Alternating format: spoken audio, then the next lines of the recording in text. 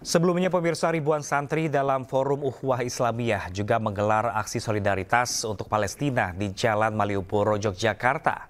Mereka mengecam kebiadaban Zionis Israel yang telah menjajah Palestina. Free, free Palestine! Free, free Palestine! Free, free Palestine! Aksi solidaritas untuk Palestina ini digelar ribuan santriwan dan santriwati dengan long march di sepanjang Jalan Malioboro hingga titik 0 km Yogyakarta pada hari ini. Dalam aksi ini selain membentangkan spanduk dan membawa poster, mereka juga menggendong sejumlah replika jenazah sebagai simbol anak-anak yang menjadi korban serangan Israel. Dalam orasinya, mereka mengecam kebiadaban Zionis Israel yang dinilai telah menjajah Palestina. Akibat serangan tentara Israel telah menewaskan puluhan ribu warga Palestina, di mana 17.000 diantaranya adalah anak-anak. Membunuh anak-anak kecil, 17.000 lebih anak kecil syahid di Palestina. Sisanya sebagian besar adalah wanita dan orang-orang tua. Ya, penjajah itu adalah bangsa yang paling pengecut di seluruh dunia ini. Karena mereka hanya berani melawan orang-orang yang tidak berdaya. Sementara itu ribuan santri yang tergabung dalam Forum Ukhuwah Islamiyah tersebut juga menyerukan para pemimpin dunia untuk tidak tinggal diam. Harus ada upaya mendukung perdamaian, bukan penjajahan. Dari Yogyakarta, Gunanto Farhan, iNews melaporkan. Kita beralih ke informasi selanjutnya, pemirsa. Sebuah mobil listrik menabrak belasan sepeda motor yang sedang terparkir di salah satu tempat hiburan malam di kawasan Sunter, Jakarta Utara. Diduga pengendara mobil di bawah pengaruh minuman keras. Kejadian di helm. Hancur, mabok, kacau.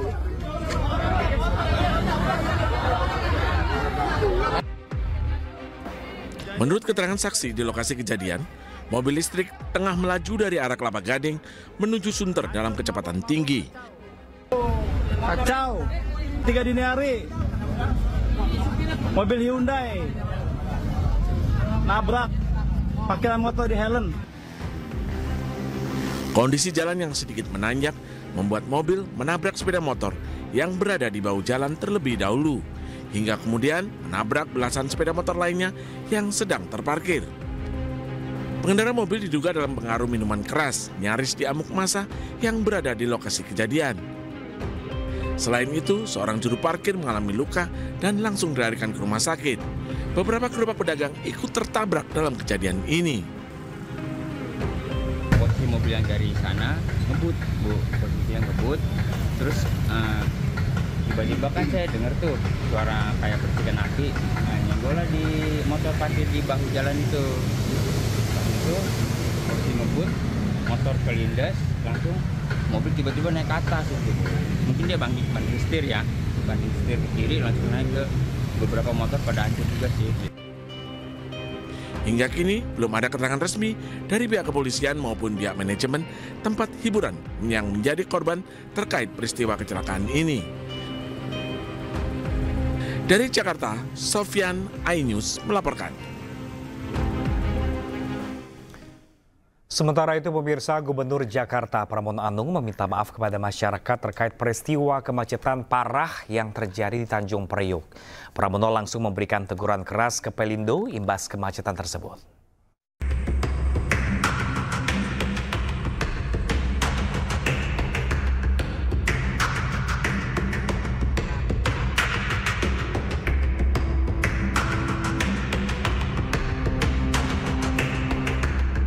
Gubernur Jakarta Pramono Anung meminta maaf kepada masyarakat terkait peristiwa kemacetan parah yang terjadi di Tanjung Priok. Pramono mengaku bertanggung jawab atas kemacetan tersebut, meskipun tidak ada kaitannya dengan pemerintah Provinsi Jakarta. Permintaan maaf disampaikan Pramono usai bersepeda bersama ratusan masyarakat di Balai Kota. Menurutnya, kemacetan terjadi karena kelebihan kapasitas kendaraan di dalam area pelabuhan. Pramono telah meminta Kepala Dinas Perhubungan Jakarta untuk memberikan teguran keras kepada PT Pelindo dan operator Tanjung Priok. Pram berharap peristiwa serupa tak terulang kembali. Peristiwa yang terjadi di Tanjung Priok ini sungguh membuat saya resah Untuk itu secara khusus saya ingin menyampaikan permohonan maaf sebesar-besarnya. Walaupun sebenarnya tidak ada hubungannya sama sekali dengan pemerintah Jakarta. Yang terjadi di dalam Tanjung Priok untuk muatannya yang harusnya 2.500 truk per hari, kemarin itu dipaksakan untuk menjadi 4.000 truk per hari. Sehingga mengalami jam, dan akhirnya saya juga baru tahu tadi pagi dari Kepala Dinas Perhubungan bukan lagi 4.000 tetapi menjadi 7.000 truk per hari.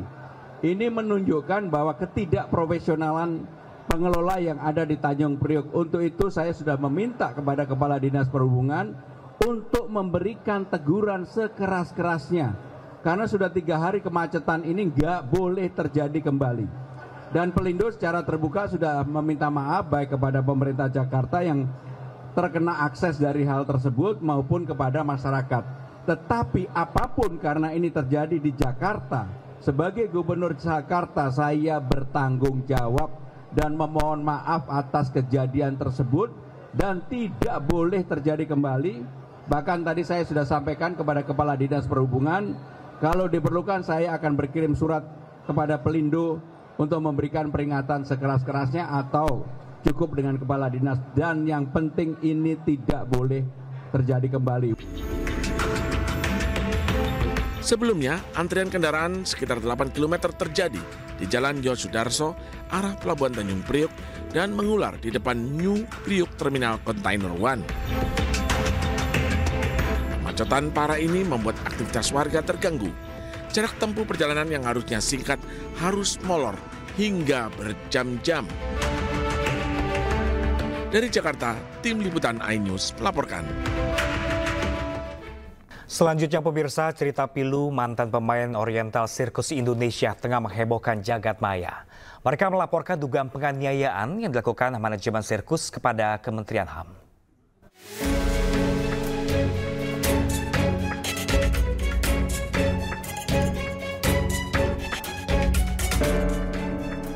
Sejumlah foto pemain sirkus Oriental Indonesia yang diambil sekitar tahun 70-an hingga tahun 80-an saat ini beredar di masyarakat. Foto-foto ini diambil saat sejumlah pemain melakukan atraksi sirkus di beberapa kesempatan.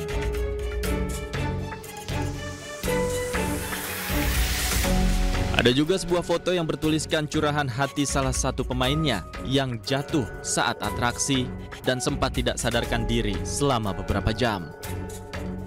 Itu saya main terapis akrobatik di udara itu, saya jatuh pada saat siung. Ternyata saya patah tulang belakang. Saya sudah meminta disetrumin, Pak. Di badan saya, kalau saya disetrumin sampai saya jatuh lemes. Akhirnya dipasung, Pak, selama 2 minggu. Sebelumnya, kisah pilu diceritakan oleh sejumlah mantan pemain Oriental Circus Indonesia Taman Safari saat bertemu dengan Wakil Menteri HAM Mugianto di kantor Kementerian HAM. Salah satunya adalah Ida. Ia bergabung dengan Oriental Circus Indonesia karena dibawa orang tuanya sejak usia 5 tahun pada tahun 1976. Ida bercerita, dirinya kerap disiksa dan dipukul dalam latihan akrobatik hingga akhirnya mengalami patah tulang belakang. Seperti dipukulin gitu, dipukulin kalau ada salah apa sedikit dipukul gitu. Tahun 76 itu Ibu Ida umur berapa? Sekitar 5 tahun, sekitar kurang lebih. Nah, terus pada tahun 89 akhir, pada saat itu saya main terapis akrobatik di udara itu, saya jatuh pada saat siung tahun 89. Nah, setelah saya jatuh itu, saya nggak langsung dibawa ke rumah sakit. Jadi saya masih istilahnya cuma dirawat di dalam, cukup lama lah di situ saya dirawat. Karena mereka juga nggak tahu saya kenapa, pokoknya intinya saya cuma dibantu dipijit sama teman gitu ya. Jadi sementara itu melalui Wakil Menteri HAM, pihaknya akan koordinasi dengan pihak terkait yang diduga terlibat dalam tindak kekerasan. statement langsung dari mereka yang menjadi korban dari peristiwa kekerasan yang bisa jadi peristiwa pelanggaran hak asasi manusia. Jadi kami dengarkan dari mereka ada kemungkinan banyak sekali tindak pidana yang terjadi di sana, banyak kekerasannya. Ada aspek-aspek yang penting juga yang mungkin orang tidak pikirkan, itu soal identitas mereka. Jika terbukti ada indikasi pelanggaran HAM yang dilakukan pihak Taman Safari, Kementerian HAM berjanji akan menindaklanjuti sesuai dengan hukum yang berlaku. Tim Liputan iNews melaporkan. Sementara itu, pemirsa, Vice President Taman Safari Indonesia, Barata Mardikusno, mengungkapkan pihaknya pernah menerima somasi dari mantan pemain sirkus yang menuntut pertanggungjawaban dengan nilai mencapai 3,1 miliar rupiah. Founder Oriental Circus Indonesia pun sekaligus Komisaris Taman Safari Indonesia, Tony Sumapau, membantah adanya penganiayaan dan menduga adanya provokator yang sengaja menggiring mantan pemain sirkus untuk membuat narasi negatif. Pendisiplinan itu kan dalam pelatihan ya, pasti ada. Saya harus akui pasti ada. Cuma kalau pakai dipukul, pakai besi, pakai apa, nggak mungkin lah. Kalau nanti dia luka malah dia tidak bisa atraksi kan gitu ya. Justru kita bisa lihat dari foto-foto mereka kan tidak ada rasa tertekan gitu ya. Tidak ada rasa tertekan dan mereka sangat-sangat happy gitu. Itu satu. Nah, kedua berkaitan dengan apa tadi yang disebut penyiksaan itu ya, itu kan hanya membuat sensasi supaya yang dengar wah serius gitu ya.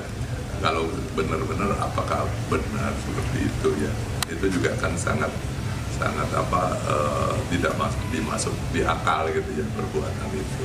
Meminta mereka untuk terisolasi dari dunia luar itu gimana Pak Tony? Di sirkus nggak mungkin lah ya, sirkus kan pagarnya cuma 1 meter gitu ya, bagaimana isolasi?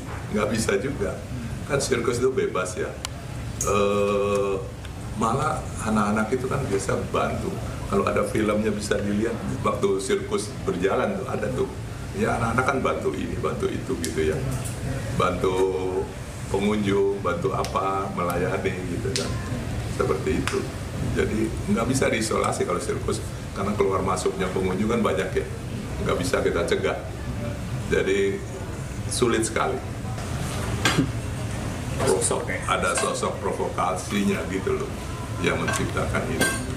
Mengandung unsur kebohongan, ada rencana upaya hukum untuk terkait dengan kasus ini Pak Tony? Kalau terhadap anak-anak kasihan lah ya mereka ya, karena saya pikir tapi kepada provokatornya itu harusnya kita harus bisa.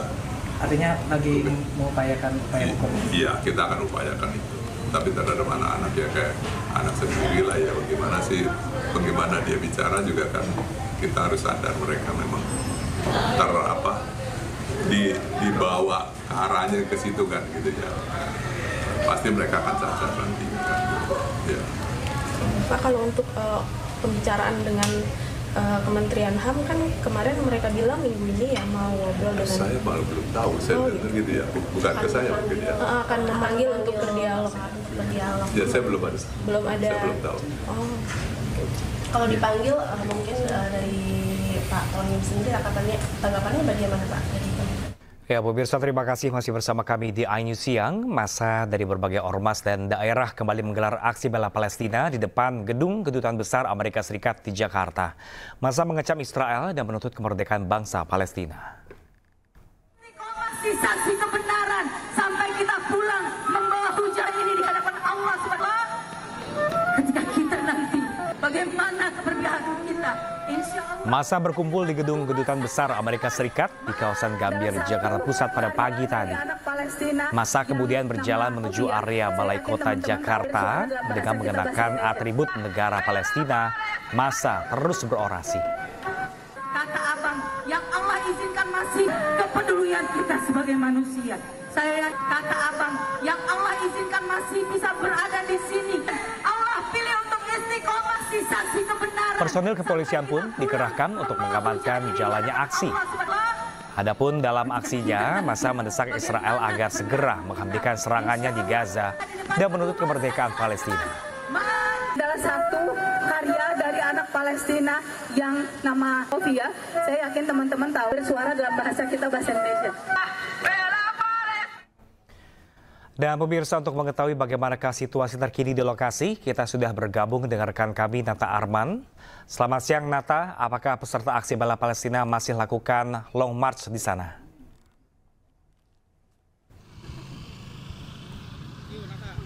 Ya, selamat siang Pram dan juga pemirsa, terkait dengan untuk masa aksi bela Palestina yang saat ini sudah membubarkan diri sekitar pukul 10:30 tadi. Dan diketahui bahwa masa aksi tadi sudah mulai melakukan orasi di depan Kedutaan Besar Amerika Serikat sekitar pukul 7 pagi waktu Indonesia Barat. Dan ada dua masa atau dua kubu. Yang pertama adalah Aliansi Muslim Indonesia, kemudian ada Aliansi Pemuda Indonesia untuk Palestina. Kemudian dari kedua kubu ini menuntut terkait dengan hentikan genosida yang terjadi di Palestina, kemudian juga menuntut juga dari kebijakan dari Presiden Prabowo Subianto untuk melakukan relokasi warga Palestina ke Indonesia, karena itu dianggap membantu dari zona Israel untuk mengusir warga Palestina dari tanahnya.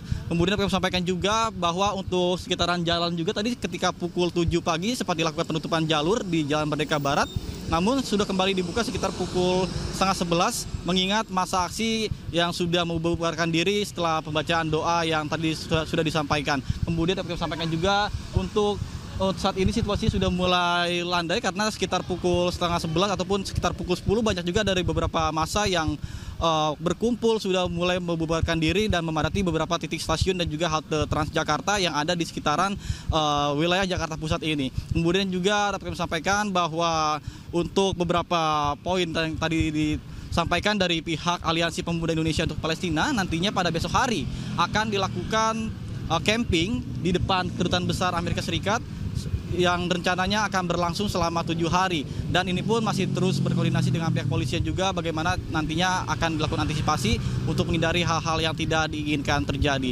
Sementara saya kembalikan pada Anda di studio. Pram.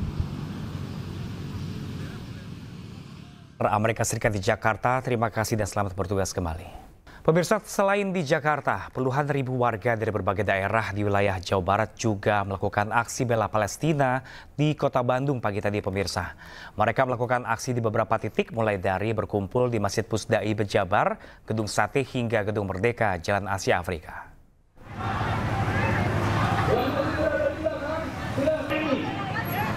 Pagi tadi peserta aksi terlebih dahulu berkumpul di Masjid Pusdai Jabar untuk sholat subuh berjamaah yang selanjutnya bergeser ke Jalan Diponegoro, Gedung Sate.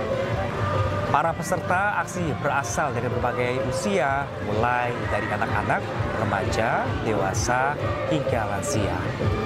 Mereka membawa sejumlah atribut bendera Palestina, serta beberapa unit mobil yang digunakan untuk memandu masa aksi. Para peserta di sepanjang aksi ini menyanyikan lagu untuk membela Palestina dan beberapa di antaranya melakukan aksi teatrikal. Aparat kepolisian juga bertugas mengawal aksi bela Palestina kali ini.